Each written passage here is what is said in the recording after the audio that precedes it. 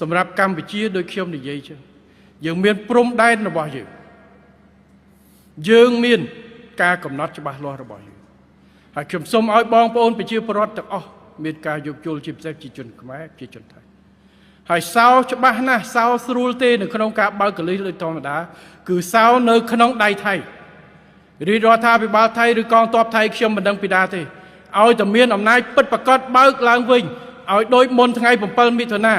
ឆ្នាំ2025ពេលដែលថៃគាត់ចាប់ដើមបិទដោយឯកតោភាគីបើកទៅស្ថានភាពដូចមុនកម្ពុជាទៅបើកឡើងវិញដូចគ្នាជាប្រកក្តី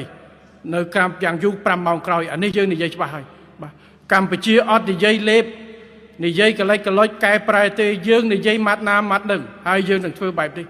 ព្រោះយើងមិនមែនជាអ្នកផ្ដើមហើយយើងក៏មិនមែនជាអ្នកលេងល្បែងយកជីវភាពរស់នៅរបស់ប្រជាជនជាល្បែងដើម្បីដាក់សម្ពាធនយោបាយដាក់សម្ពាធអី